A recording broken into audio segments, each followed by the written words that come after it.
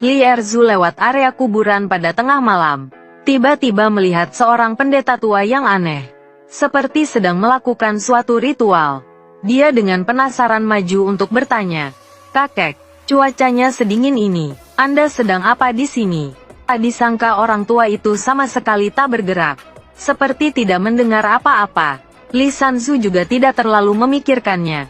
Dia mengambil satu pakaian tebal dari keranjang punggungnya. Lalu menyampirkannya ke tubuh orang tua itu. Baru saja hendak pergi, orang tua itu tiba-tiba memanggilnya. "Anak muda, sekalian saja berikan padaku 3 mantou yang kau bawa itu." Hati Li Erzu langsung terkejut. Bagaimana dia tahu ada mantou di keranjang? Bahkan jumlahnya 3. Setelah berpikir bolak-balik, akhirnya dia tetap mengeluarkan mantou itu. "Kakek, cepatlah dimakan." Tak disangka, orang tua itu justru meletakkan mantou itu langsung di tanah. Lalu entah dari mana mengeluarkan 3 batang dupa. Seperti berdoa lalu menancapkannya di antara 3 mantou. Mulutnya bergumam tak jelas mengucapkan apa. Li Sanzu berteriak "Mama!" Ketakutan lalu langsung kabur. Dia merasa orang tua itu terlalu aneh. Namun Li Erzu sama sekali tak menyangka bahwa sejak saat ini, takdir hidupnya telah berubah. Kehidupan Li Erzu sangat pas-pasan. Usia lebih dari 30 masih belum menikah. Setiap hari berangkat pagi pulang malam bekerja serabutan. Hanya untuk sekadar bertahan hidup. Anehnya memang sulit dijelaskan. Sejak hari itu, setiap hari Li Erzu pulang melewati kuburan liar. Dia selalu bertemu pendeta tua misterius itu. Namun sang pendeta tua tak pernah berbicara dengannya. Hanya duduk begitu saja di samping makam. Bergumam sendiri ke arah udara. Pada awalnya Li Sanzu sangat ketakutan. Namun setelah waktu berlalu, perlahan dia pun terbiasa. Dalam hatinya dia berpikir orang tua ini kemungkinan besar mengalami gangguan. Tinggal di kuburan sepi ini juga sangat kasihan. Karena itu, setiap kali dia sengaja menyisakan sedikit makanan untuk orang tua itu, orang tua itu tetap tidak menghiraukannya. Bahkan tidak pernah mengucapkan terima kasih. Hingga sebulan kemudian, setelah mengantar makanan dia hendak pergi, pendeta tua itu tiba-tiba memanggilnya.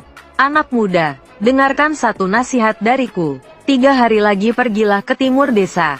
Di ujung timur ada kuil tua rusak. Kau akan bertemu seorang gadis berbaju biru. Jangan sekali-kali menerima barang darinya. Kalau tidak kau akan tertimpa sial besar." Li Erzu tertawa. Pendeta tua ini pasti sudah kelaparan sampai linglung. Kuil rusak di timur desa sudah lama tak berpenghuni. Dari mana datangnya gadis? Dia sama sekali tidak memikirkannya. 3 hari kemudian, setelah selesai bekerja dia melewati kuil rusak. Tanpa sadar dia melirik ke dalam. Sekilas itu membuatnya terkejut. Di dalam kuil rusak benar-benar ada gadis berbaju biru. Duduk di tanah sambil gemetar ketakutan. Li Erzu berbalik dan langsung ingin kabur. Namun setelah dipikir lagi, di cuaca sedingin ini, seorang gadis sendirian di sini sungguh kasihan. Dia menguatkan diri, dan tetap melangkah masuk. "Nona, kenapa kamu di sini?" Gadis itu mengangkat kepala, wajahnya penuh bekas air mata. "Kakak, uangku dirampas orang jahat lalu aku diusir. Aku benar-benar sudah tak punya jalan." Sambil berkata begitu, dia mengeluarkan dari dadanya sebuah kantong bordir bunga teratai. Lalu menyerahkannya pada Li Erzu. "Kakak, ini satu-satunya kenangan yang kumiliki. Aku berikan padamu. Terima kasih karena mau peduli padaku." Li Sanzu teringat kata-kata pendeta tua. Hatinya langsung terkejut. Namun melihat gadis itu begitu menyedihkan, dia benar-benar tak tega menolak. Dia menerima kantong itu sambil berkata, "Nona, kalau kamu tidak keberatan, ikutlah ke rumahku untuk beristirahat." Mata gadis itu langsung berbinar.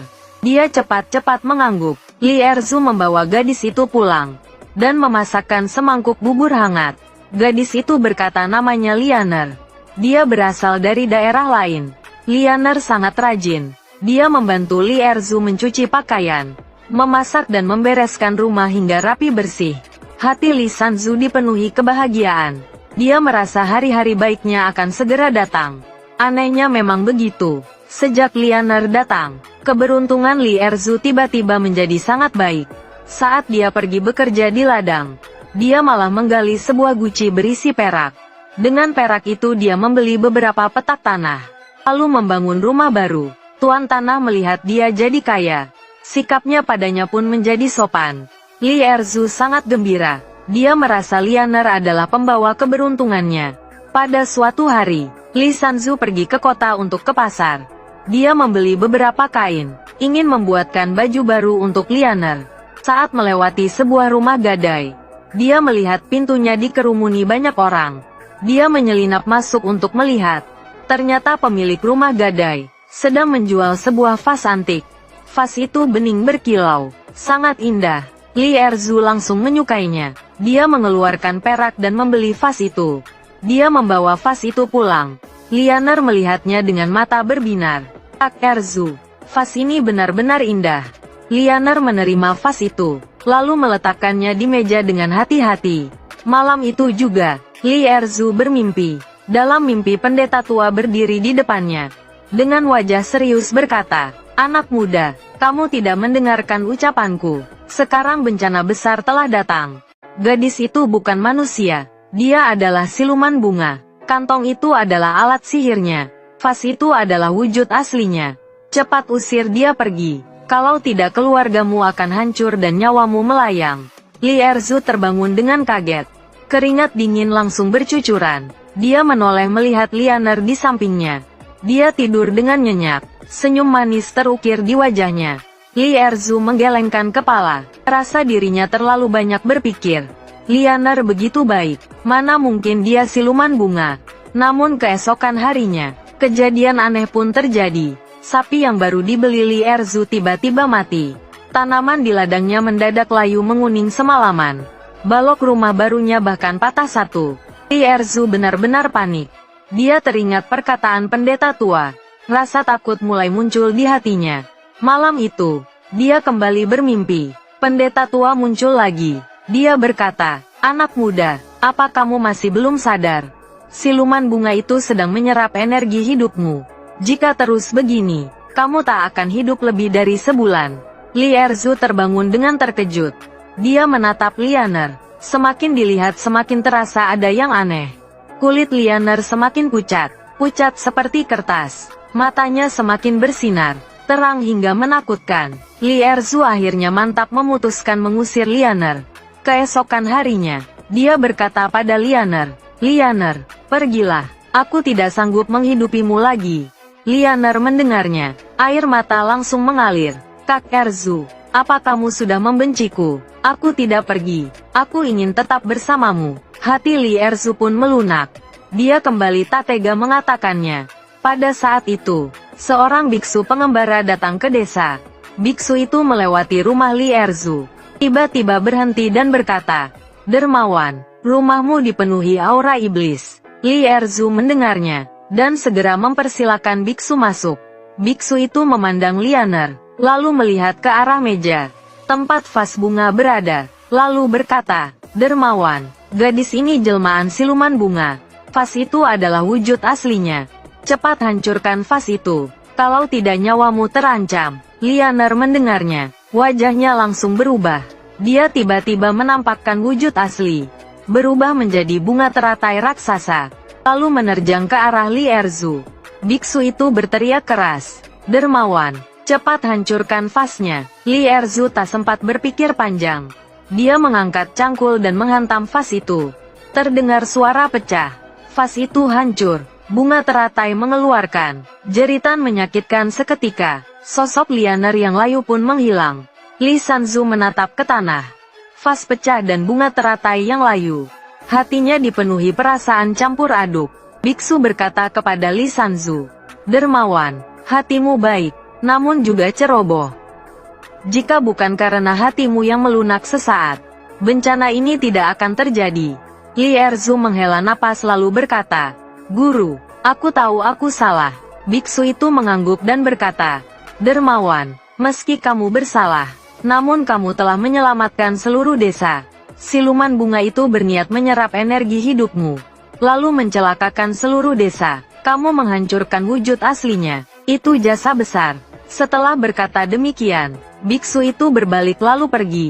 Li Erzu menatap punggung biksu itu. Hatinya penuh rasa terima kasih. Dia mengira hari baiknya telah berakhir. Namun tak disangka keesokan harinya, sapinya justru hidup kembali. Tanaman di ladangnya kembali menjadi hijau subur. Balok rumah barunya pun telah diperbaiki. Yang lebih mengejutkan lagi, tempayan perak yang dia gali berubah menjadi 2 tempayan. Dia masih tercengang. Tiba-tiba dia melihat pendeta tua itu berdiri di depan rumahnya. Sambil tersenyum dia berkata pada Li Erzu, "Anak muda, selamat kamu telah lulus dari ujianku." Li Erzu terdiam terpaku. "Dewa tua, apa sebenarnya yang terjadi ini?" Pendeta tua berkata, "Aku berasal dari gunung. Hari itu di kuburan liar aku melihat hatimu begitu murni. Maka aku ingin menguji dirimu. Siluman bunga itu diciptakan dengan sihirku. Semua yang kau alami hanyalah ilusi. Saat kaya kamu tidak melupakan asalmu. Saat dalam bahaya meski sempat ragu, namun akhirnya memilih jalan yang benar. Kamu adalah orang baik, layak mendapat berkah." Setelah berkata demikian, pendeta tua mengibaskan lengan jubah lalu menghilang. Li Sanzu menatap pintu yang kosong. Hatinya terasa lega. Dia menggunakan perak itu untuk membeli lebih banyak tanah dan membuka sebuah toko kelontong. Dia selalu berpegang pada niat awalnya, gemar berbuat kebaikan, membantu warga desa yang kesusahan. Semua orang desa memujinya. Lihatlah, balasan kebaikan di dunia ini bukanlah kebetulan. Karena itu perbanyaklah berbuat baik. Siapa tahu suatu hari tanpa disadari kau mendapat berkah. Semoga penonton video ini juga seperti Li Erzu, selalu sehat, rezeki melimpah.